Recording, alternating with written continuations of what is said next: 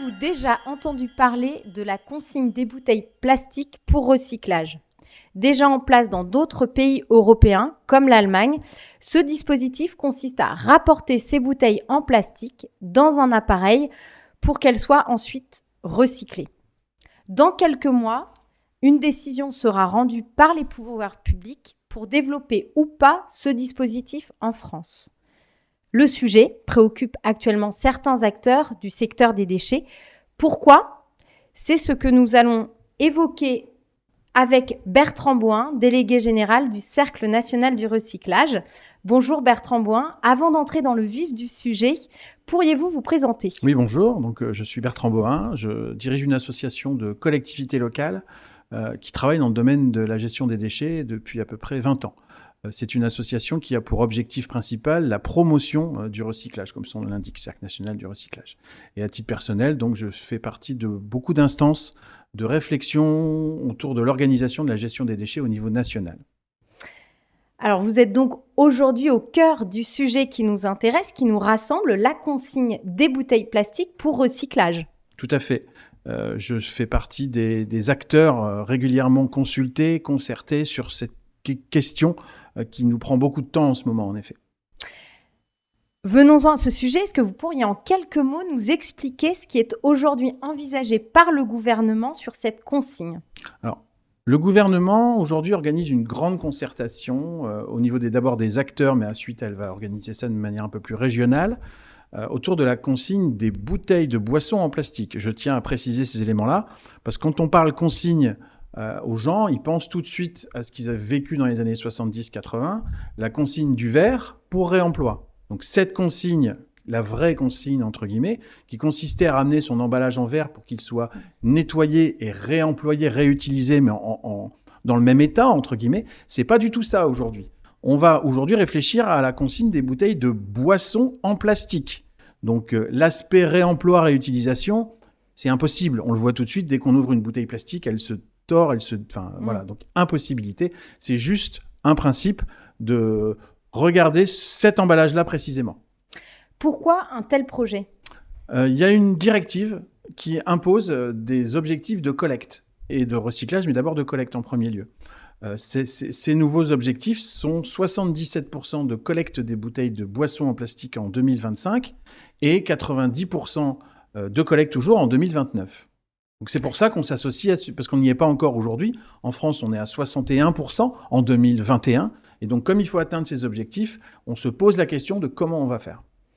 Alors justement, comment fonctionne concrètement cette consigne pour recyclage des bouteilles plastiques ? Concrètement, c'est un peu flou aujourd'hui. On n'a pas encore les tenants et les aboutissants de cette fameuse fausse consigne.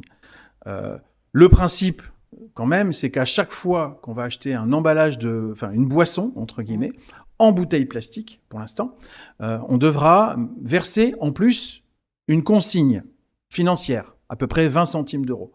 Donc quand j'achèterai une bouteille d'eau, si j'achète une bouteille d'eau, une bouteille de coca, une bouteille de Fanta, une bouteille de soda, tout ce que vous voulez, il y aura 20 centimes de plus par emballage. Et cet argent-là, votre argent, vous sera rendu si vous ramenez l'emballage vide, usagé entre guillemets, mais vide, dans ce qu'on appelle un point de déconsignation. Vous serez un peu otage, en fait, de ce propre argent. Si vous achetez un pack d'eau, il y aura 6 fois 20 centimes, 1,20 € en jeu, qu'on vous rendra si vous ramenez vos 6 bouteilles dans un fameux point de déconsignation. Alors, point de déconsignation, qu'est-ce que c'est ? Alors, il y aura deux grands types. Ce sera soit une machine, comme on peut en voir aujourd'hui, ce ne sera pas tout à fait le même système, mais ce sera une machine qui va accepter les bouteilles et qui va vous rendre votre argent. On ne sait pas encore exactement comment. Soit un vendeur, un commerçant qui aura vendu un emballage de boisson mais qui n'aura pas la place pour mettre une machine. Et là, il va s'organiser ce qu'on appelle une déconsignation manuelle. Alors donc ça, c'est pour ramener sa bouteille en plastique dans ce point de déconsignation. Si je ne ramène pas ma bouteille en plastique au point de déconsignation et si je décide de la mettre dans mon bac de tri classique, qu'il soit à côté de chez moi, en bas de chez moi ou un petit peu plus loin, qu'est-ce qui se passe ? En fait, au niveau de la finalité recyclage, il n'y aura aucune différence. C'est-à-dire que si vous le mettez dans votre bac de tri, il sera recyclé. Par contre, malheureusement, vous perdrez vos 20 centimes d'euros. Perdus. Et alors, Aujourd'hui, on parle des bouteilles en plastique qui sont concernées. Est-ce que l'idée est d'étendre ou ce dispositif? Est-ce que la brique de lait, par exemple, elle peut être concernée ou est-ce qu'on s'en tient aux bouteilles en plastique? Alors, il y a plusieurs scénarios qui sont aujourd'hui sur la table à tester. Ce que je l'ai dit tout à l'heure, l'objectif, c'est sur les bouteilles de boissons en plastique. Et les bouteilles de boissons en plastique, il y a par exemple les bouteilles en PET clair, donc les bouteilles en plastique, on va dire transparent, un peu bleuté, les bouteilles d'eau, les bouteilles de soda, qui sont aujourd'hui dans le périmètre. C'est vrai qu'il y a les bouteilles de lait. On peut élargir le périmètre en y mettant les bouteilles blanches, un peu blanches opaques. C'est du PET opaque ou du PEHD pour l'aspect un peu plus technique. Et en plus de ça, on met un scénario où on y mettrait les canettes acier et aluminium. Et enfin, un quatrième scénario où on mettrait donc tous les emballages vus auparavant, plus les tétrabriques, les emballages pour liquide alimentaire, les briques de lait, entre guillemets. Et quand on regarde un peu en termes d'unités, pour savoir un peu le nombre d'emballages qui sont concernés, ça oscille entre 12 milliards, si on regarde le périmètre le plus petit, à savoir les bouteilles de boissons, de soda et d'eau, jusqu'à 20 milliards d'emballages qui pourraient être concernés par cette fameuse consigne. Et pour bien comprendre, pour s'y retrouver et pour se projeter, est-ce qu'on pourrait refaire un point sur le geste de tri de l'usager? Le geste de tri, depuis officiellement le 1er janvier 2023, donc c'est tout récent, il est très simple. Il faut mettre tous ces emballages et ces papiers dans le bac de tri, dans le bac jaune. C'est très, très, très simple. Le verre à côté, bien sûr, il y a des colonnes d'apport volontaires ou des bacs en porte-à-porte aussi, ça peut arriver, mais tous les emballages et tous les papiers dans le bac de tri. Il ne faut plus regarder par matière, etc. Il faut simplement regarder, c'est un emballage, alors ça va dans le bac de tri.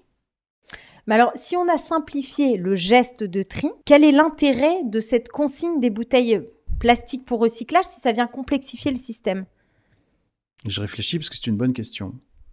En fait, l'intérêt, je ne le vois pas vraiment. Peut-être permettrait-il, cette fameuse consigne, fausse consigne, permettrait-il d'atteindre les objectifs plus rapidement? C'est peut-être le seul intérêt qu'on peut le trouver. Après, il faut regarder effectivement l'intérêt de qui. C'est-à-dire? En fait, ce n'est pas l'intérêt environnemental. Alors, pour plusieurs raisons. La première raison, je l'ai dit tout à l'heure, il faudra, pour avoir un dispositif de consignation efficace, entre 50 000 et 100 000 points de déconsignation, dont à peu près 50 000 machines. Ces machines, elles ont un coût environnemental. Il va falloir les construire, il va falloir prendre des matières premières pour justement les fabriquer.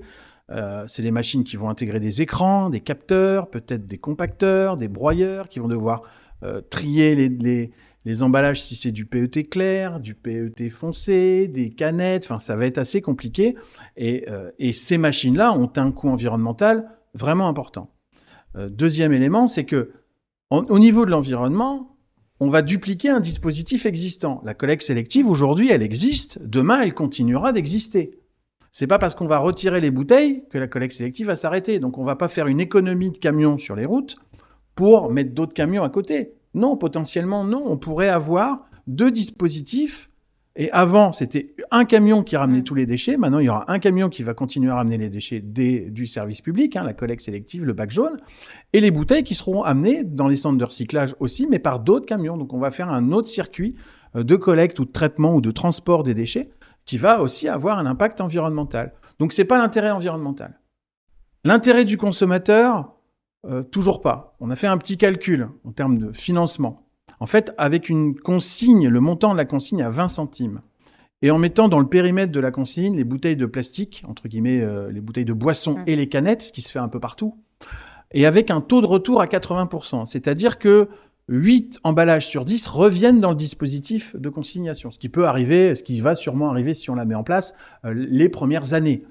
Eh bien, c'est 900 millions d'euros, 900 millions, presque 1 milliard d'euros, qui sont prélevés sur la consommation.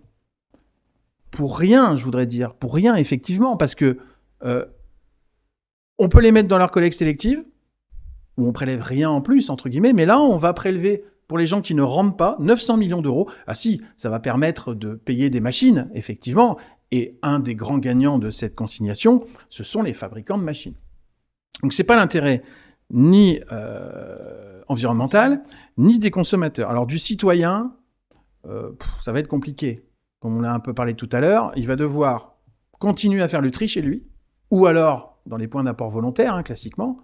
Mais en plus, il va falloir qu'il aille déposer ces emballages de boissons dans un autre endroit. Donc ça va un peu dupliquer, il va y avoir un peu de transport supplémentaire et à un moment, il va se poser la question, est-ce que ça a un intérêt ou pas de continuer le tri chez soi ou de l'autre côté. Comme il est pris en otage avec ces fameux 20 centimes, il va peut-être se réorganiser plus sur le tri des bouteilles et moins sur le reste. Donc on va peut-être perdre des performances là-dessus.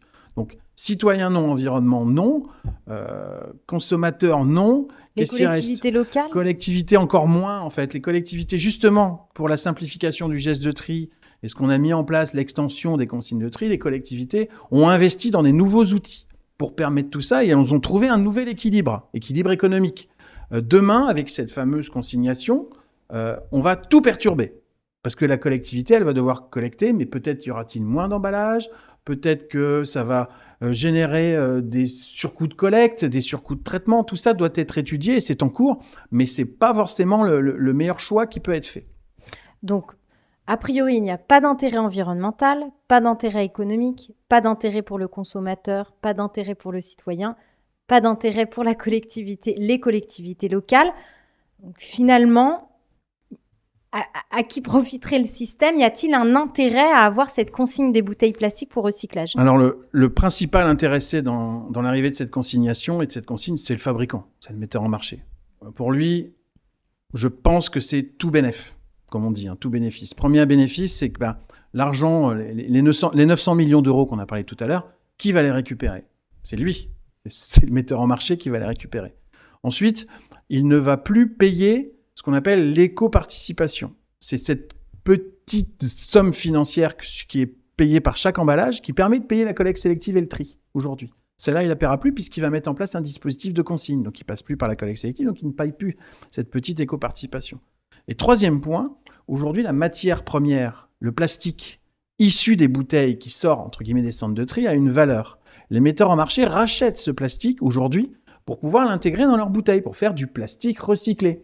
Demain, si la bouteille reste la propriété du metteur en marché par ce principe de consignation, il n'aura plus à racheter cette matière. Donc lui, il a 3 gains potentiellement économiques. Alors c'est sûr qu'il va devoir payer le dispositif, mais au bout de 2-3 ans, ce sera amorti et il aura encore plus d'argent dans le creux de sa poche. Si on décide de ne pas aller vers cette consigne des bouteilles plastiques pour recyclage, si on reste dans le système actuel, est-ce qu'on peut tout de même atteindre l'objectif de collecter 77% des bouteilles en plastique de boissons en 2025 avec une projection de 90% en 2030 ? Alors, on est sur le chemin aujourd'hui. Il faut dire les choses concrètement. 61% de taux de collecte des bouteilles, tout confondu, en France, donc pas que service public.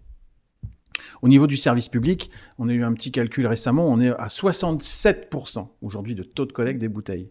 En 2021, on est à 67% de taux de collecte des bouteilles dans le service public. On gagne à peu près 3% par an grâce à ce que j'ai appelé tout à l'heure l'extension des consignes de tri, la simplification du geste. Les gens, et c'est vrai que de temps en temps, ils refusaient le tri parce que c'était compliqué. Depuis qu'on a simplifié, les réfractaires ne le sont plus et trient naturellement, facilement. Et donc, on gagne des bouteilles. On gagne plein d'autres emballages à recycler, mais on gagne des bouteilles. Donc, déjà, rien qu'avec le service public, on avance. Ensuite, il y a des choses qui ont été actées dans la loi, des choses qui sont prévues d'être mises en place. D'ici 2025, on devrait voir apparaître ce qu'on appelle la généralisation du tri hors foyer. Aujourd'hui, vous pouviez trier chez vous. Par contre, quand vous vous déplacez, vous allez dans la rue, de temps en temps, vous buvez une petite bouteille parce que vous avez soif, vous voulez l'acheter, il n'y a pas de dispositif de collecte. Ça va se généraliser. Dans les trains, dans les gares, un peu partout, il manque encore de dispositifs de collecte, mais ça va se généraliser. C'est ce qu'on appelle le tri hors foyer. Donc, on va avoir des bacs supplémentaires pour capter. Ensuite, il y a quelque chose qui est acté depuis 2017, qui n'est pas mis en œuvre aujourd'hui partout. Le tri dans les entreprises. Le tri dans les entreprises est obligatoire depuis 2017. Et évidemment, les bouteilles doivent être triées. Alors, dans certaines entreprises, c'est fait, mais on n'a pas la traçabilité des bouteilles. Elles sont triées, collectées, recyclées, mais on n'a pas les chiffres. Et dans d'autres entreprises, malheureusement, ce n'est pas fait. Et donc, il va falloir appliquer simplement la loi et tracer ces fameuses bouteilles pour les remettre, entre guillemets, dans les calculs, pour savoir que peut-être aujourd'hui, effectivement, on est peut-être à 70, 71, effectivement tracés, mais on a les chiffres aujourd'hui que 61, 67, comme je l'ai dit tout à l'heure. Donc il y a des choses qui sont organisées. Après, bien évidemment, sur ce qu'on appelle le hors-foyer, ça va se développer. Les collectivités vont continuer à s'améliorer. Elles vont sûrement avoir d'autres problématiques par rapport à cette fameuse extension. Des fois, les bacs vont être trop petits, donc on va peut-être faire passer plus souvent le camion pour collecter tous les emballages. On va agrandir les bacs. Enfin, il y a des possibilités d'optimisation et d'amélioration qui sont aujourd'hui en phase d'avancée, sauf que comme on nous met ce projet de consigne là à 20 centimes par bouteille, on ne sait plus trop quoi faire et on attend. Aujourd'hui, malheureusement, on attend une fois de plus une décision qui devrait arriver en été. Si je résume, si on veut atteindre l'objectif sans la consigne des bouteilles plastiques pour recyclage, il faut que tout le monde, les entreprises inclus, informent des quantités de bouteilles recyclées. C'est cette notion de traçabilité pour mieux se rendre compte de ce qu'on capte réellement, ce qui n'est pas le cas aujourd'hui a priori. Et il faut aussi que les entreprises trient plus et que chaque consommateur trie plus. Est-ce que c'est suffisant ? Alors, c'est déjà un grand pas. Après, il va falloir qu'on continue de communiquer autour de ce fameux geste de tri, parce qu'aujourd'hui, la communication n'est pas suffisante, effectivement, et il faut continuer pour que ça devienne effectivement un réflexe. Ensuite, il y a quelques petites choses qu'on peut faire individuellement, en attendant justement que ces nouveaux dispositifs arrivent de ce qu'on appelle de tri hors foyer. C'est quand vous êtes dans la rue et que vous buvez quelque chose et que vous ne trouvez pas de moyen de collecte sélective ou de bac jaune, ou vous le gardez sur vous et puis vous le triez chez vous. Ça, c'est une petite chose qu'on peut faire chacun chez soi. C'est une petite chose qu'on peut faire personnellement pour éviter de jeter dans les ordures ménagères classiques ces fameuses bouteilles et d'autres emballages. L'intérêt aussi de développer tout ça sur le hors-foyer et sur la collecte sélective et tout ça, c'est qu'on va avoir une nouvelle dynamique, non pas que sur les bouteilles, mais sur tous les emballages, effectivement. Quand vous allez trier dans la rue une bouteille de plastique et que vous avez mangé un sandwich dans un emballage en carton ou en papier, ces deux éléments pourront être recyclés. La consigne des bouteilles plastiques, non, on n'en recyclera qu'un seul. Alors, j'évoquais en introduction l'exemple de l'Allemagne, qui a déjà un dispositif de consigne pour recyclage. Est-ce qu'eux arrivent à atteindre l'objectif ? Alors, ils ont une consigne à 25 centimes. C'est pas 20 centimes. Le montant de la consigne joue pour beaucoup. C'est sûr que si on met une consignation à 4 € par bouteille, ça va coûter extrêmement cher, mais les bouteilles, on va les ramener obligatoirement. C'est le principe d'être un peu otage du montant de la consigne. Ça, c'est le premier élément. Les Allemands y arrivent. Ils ont un taux de collecte à peu de choses près de 95% des bouteilles de boissons en plastique, parce qu'ils ont une consigne à 25 centimes et ils ont aussi 60 000 machines. Faut dire les choses. Ils ont un dispositif complet. En plus, la consigne est quelque chose d'historique chez eux. Elle a toujours existé, ou elle existe depuis très longtemps. Donc, au fur et à mesure que ça monte en puissance, évidemment, les performances s'améliorent. Par contre, sur d'autres objectifs, notamment un objectif qui est de recycler 50% de tous les plastiques, ils n'y sont pas, effectivement.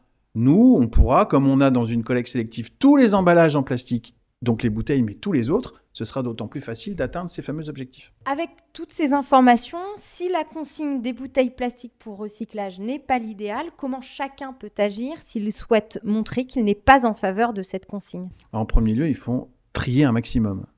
Plus on s'améliore dans le geste de tri, plus on va avoir de bons résultats, moins ce sera pertinent de mettre en place ce dispositif. Ça, c'est un premier élément. Donc, il faut continuer à trier tous ces emballages, bien sûr, mais ces bouteilles plastiques.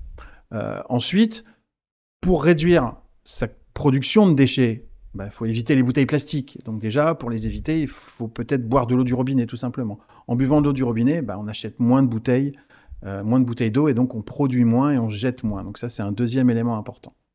Quelles sont les suites pour le Cercle national du recyclage ? Quelles sont les prochaines étapes, prochaines actions ?